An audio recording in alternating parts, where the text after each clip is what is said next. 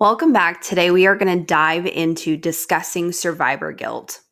This is a really interesting topic because I don't think we address it quite that often, and we're not even really sure which category to put it in oftentimes when we are counseling or dealing with advocacy. And so I want to help you to be able to help identify where that comes from. The first thing we want to look at is what is the definition of survivor's guilt? Survivor guilt or survivor's guilt happens when individuals feel guilty after they survive a near death or traumatic event when their loved one perishes. And I think that what we tend to do in these circumstances is look for joy. We tend to want to look for, oh my gosh, isn't that so great that you survived, or that you are walking away from such a dangerous situation.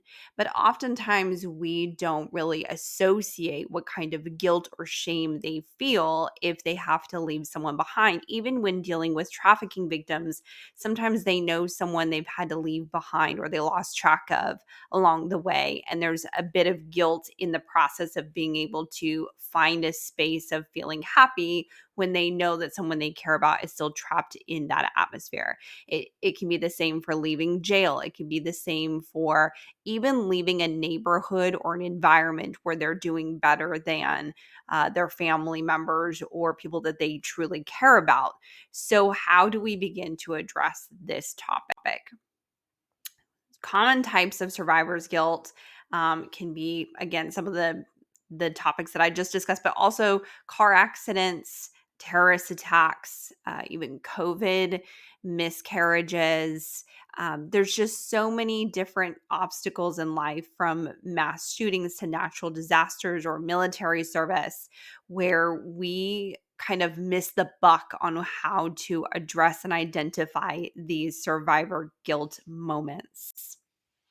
So, some of the signs that you might see coming from someone, or maybe they don't even acknowledge or notice it themselves that they're experiencing this, would be flashbacks or nightmares, having your mind consumed by the thoughts about what happened, having constant thoughts of not doing enough. So, revisiting or reframing is what I like to think of it, the scenario. What would have happened if I had done this, or what would have happened if I had stayed back? What would have happened? And so a lot of scenario replaying in their mind. Being irritable or angry is a part of it. If you've been through any of my other trauma trainings, you know that I identify rage is not in the anger family, it's in the anxiety family. And so how people respond with irritability and sometimes rage can be part of this atmosphere, because it is in the PTSD realm of things. And we'll touch on that here in just a minute. Having trouble moving past what happened. Again, it's that pondering, it's that revisiting, it's that, going back to that place of what happened. This quote really struck perfectly as to how to frame up survivor's guilt. It says, you can view survivor's guilt as PTSD plus guilt. The event haunts you similarly to PTSD, with regret layered on top. So you're not just in the process of that fight or flight kind of mission of PTSD of, okay, I'm going back there, I'm going back there, I'm going back there. But when you go back there, it leaves you with a long sensing of what ifs. So how do we help? It's a really specific way to approach this. And I'm going to start with the don'ts. Okay. I'm going to start with, don't assume all guilt feels like guilt. So sometimes when we say you need to let go of feeling guilty, someone will go, I don't feel guilty. I don't have anything to feel guilty about. I did everything that I could. It actually can trigger a response that you're not necessarily anticipating. It's this defensive response. And it's because they don't identify what they're feeling as truly guilt. They're identifying it as something else, a type of sadness. but they don't see it as guilt, because there's something very different from feeling guilty from lying to your friend or cheating on your spouse than it is to feel guilty from surviving a very tragic situation. So they may not see those two things in the same category.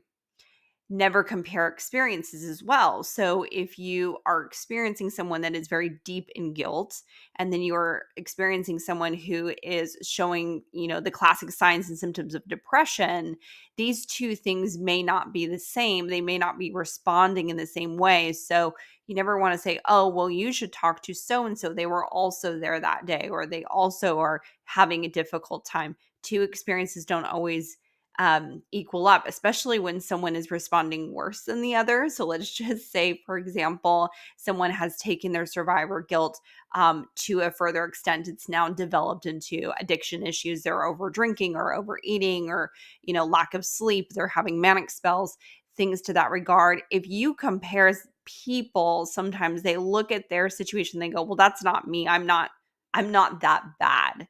And so they tend to lean back from care because they identify themselves and associate themselves with being not there yet. I'm not that bad yet. I don't think that it's the same thing. So we have to be very careful when comparing people, even if they went through the same experience. Time does not heal all memories, but forgiveness does. And so we really want to help people to start to lean into the process of forgiveness. And sometimes that forgiveness is someone that has caused a tragedy, for sure. But sometimes it's also just forgiving the conceptual ideas in their mind of letting go this overzealous anticipation of seeing themselves with these higher expectations. I should have done this. I should have tried that. I should have fought harder. I should have. And those unrealistic expectations on themselves is sometimes the thing that weighs them down more than the experience. And so they have to learn how to release themselves from the responsibility. And it first comes with letting themselves off the hook of the sense of, even if you went back, what if there was another new hindrance or a different hindrance? The way that it happened the way it was supposed to happen. There's no way around that. Um, Essentially bringing them back to the present. This is where you are today. God has decided that you are still here with us. And so we are going to ask God to reveal to us, what is your plan and your mission for why you were able to walk away from the situation, or what is it that you can help to develop. I heard a story once of someone who was doing group therapy sessions in a local psychiatric hospital, and a grandmother whose child and grandchildren all died in a car accident. And she was the only one that walked away from a car. I can't imagine the mental capacity of trying to process the loss of a child and then also grandchildren all within the same situation, and to know you walked away. The processing is in layers, and it really truly starts with self-identifying that there was nothing else you could have done, and that you have been given this opportunity. For whatever reason, we're going to pray that he reveals the purpose for it, continuing to bring them present and to move them forward. Because when you revisit those old wounds, and it can be as intentional as continuing to drive back to the scene of an accident, continuing to drive past an old home, walking into a building of where something negative has been experienced. There are times that those situations can be very purposeful, but they should be with intention and never sporadic. So it should never be an emotional decision that is impulsive. You should always take someone that's very self-aware of your baseline emotions to some reactionary emotions that you may have, like a therapist or someone who is not attached to the situation emotionally as well. So someone else who hasn't also lost a person from that experience who can help you to stay very present if you want to be able to move past that. Like, I need to revisit that place so that it doesn't have power over me anymore. You do it once, you do it well, you do it intentionally. A lot of talking and processing in real time, journaling, and then you really truly let it go. I'm talking more specifically about someone who just continues to revisit the situation and just cannot get out of what we would call a loop. They're stuck in that loop of going back and going back and going back. Always ask the person if they're like, I think I'm going to go and I'm going to drive to, this place, or I think I'm going to, start to revisit the situation. The number one question that I always ask is, what is the goal? Like, what is the intention? Because to go just to go will never bring you any kind of secure clarity. It's never going to release you of anything. So if the goal is, I want to be able to get over the hurdle of being scared to walk into a building with multiple stories if something happened in a building. Okay, well, let's process through that. Like, what's the first step of that accomplishment? What do we need to do on day one? And so you create a plan, and that plan is intentional, and again, it is monitored. So how well did you respond to step one? We're not going to go to step 15. We're not jumping straight to the end and then going, okay, we did it, okay, let's go. It does have to be done in steps and in processes, and it does have to have a lot of intentionality to it. But again, just waking up one day and having almost like a manic impulse to be like, I think I'm just going to jump in my car and I'm going to drive past this person's house, or whatever it is. It's never a healthy situation, and would definitely always discourage someone from going that route. Helping to identify triggers. Um, when you think of the antecedent before an outburst with any kind of behavior, it's important for us to be able to journal that down and to be able to acknowledge that thing that caused the reaction. So, whatever situation brings that nervousness, that anxiety to you from the incident itself, that really needs to be in a process of journaling so that you can know, okay, I know that if I go on a road trip, let's just say it's a car accident. I know if I go on a road trip with my friends 10 years later, but I haven't been up a mountain yet, it may trigger something. So you just have to be consciously aware and then make people present aware of that. Can you feel safe enough to tell the people who are going on this journey with you, hey, I'm really excited to go on this mission trip. I'm just going to be really honest with you. I got in a really bad car accident several years ago. I lost a friend of mine in that process. Haven't driven up a mountain since. Are you comfortable if I don't know how I'll react? I hope it goes great, but are you comfortable if we have to stop the car and I have to take a breath or a breather halfway up the mountain? Is that going to be a hindrance? Is that realistic for me to go? And if you have a great support system and they're like, absolutely, like we're here for you, we want to be with you in this process, and great.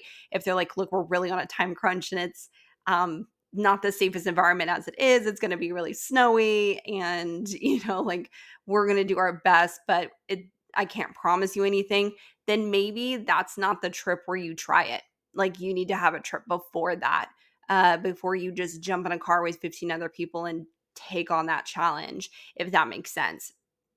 Healthy coping mechanisms. So once you've discovered whatever the antecedent is, whatever that thing that is triggering, um, you know, that revisit, then you need to think of ways to manage that. Okay, well, either I have to tell myself I'm never going to drive up a mountain ever again, or I need to ask myself, like, what are things that I can do to manage and cope and calm myself? Is rolling down a window helpful? Is putting music on helpful or unhelpful? Like, is silence make you feel safer? It makes you feel like the driver is paying very close attention. Things that you just have to be really transparent about. And sometimes that humility can be really difficult to be able to tell someone else that you're going with, look, I want to do this, but in order to do it well, I really do need to ask you that we do A, B, and C. So setting those goals can really help you. And then oftentimes what you'll see is if you've done the process and it worked and you were able to go up the mountain, you were able to have a positive experience and come back down, you'll feel very accomplished. And each time becomes easier and easier to not associate every car ride with the accident. But it's a time thing, like anything else that we help you to advocate for people. It is a time thing. Don't expect people to be like, well, why don't you just drive up a mountain and, tackle your fear and be done with it? It doesn't work like that. It is a process. You want people to be very safe and intentional about it, because if they rush it and if they don't have a plan in place and then they do try to tackle it and it is a complete failure, they react horribly, have a panic attack on the road or whatever, like they may never do it again. And it really could cripple them long term from ever getting in a car at all, ever, going on a trip, taking a vacation, like really, really, really set them back. So when they're ready to tackle that, you want to encourage them to lean into that process and that plan. So let's look at some scripture here. I think of these two tragedies as being like the best examples in the Old Testament, specifically about survivor's guilt. And there's so many in the Bible that I could have gone through, but I really just wanted to touch on these two. In Genesis 9, it's Noah after the flood. And in Genesis 19, it's Lot's daughters after the destruction of Sodom and Gomorrah. And in both of these situations, you see a very distinct same. It is the children making very drastic decisions to release themselves from shame. There's a lot of shame in association to what they have just experienced. And that is a lot of what you deal with in survivor guilt. It is not even surviving what they experience. Most people associate fear as being the first. But oftentimes, after they have managed the fear, which tends to kind of go away pretty quickly because our mind and our body as humans just, it really does bounce back very quickly. Shame can linger for decades. It can linger for so long, past any fear that you may have. And so that shame falls into the family of self-conscious emotions along with embarrassment and pride. And so those actions that you see of Noah's sons covering him in shame after he's had too much to drink, because he is dealing with his own survival guilt and his own secondary trauma and his own trauma, from what he's had to hear and witness and experience for these weeks on end. um, how he responded to that was out of his way of coping and managing, and the boys didn't know how to really process that, and so they just associated their emotions with shame. The same thing with Lot's daughters. They make a very drastic decision to incorporate a solution to a problem that they were terrified was going to bring shame on top of shame. We're not going to have any descendants. We just lived through this horrible experience. We lost our mom. We have no sense of purpose or future ahead of us. We don't know what to do. We're making very um, emotional decisions based off of the embarrassment, the guilt, and the shame. So that self-preservation that kicks in to survive is part of the pride process. It's I have to survive somehow. And so self-preservation goes to cover up that embarrassment and that shame. And so when you continue to put layers on that, it can really change the cracks of the core of who a person is. You can often hear people say they were a very different person before the accident than they were after the accident. And there's a huge correlation to that in association to shame. So I hope that this helps to give you at least a little bit of a framework of how to begin to approach this long process of helping someone through survivor's guilt. If there is more layers to what it has become, maybe it's been going on for years and years and years, it's now progressed itself into addiction and other things, then I encourage you to go and to watch those workshops specifically on those topics. Thanks so much for tuning in, and I encourage you to come back for more.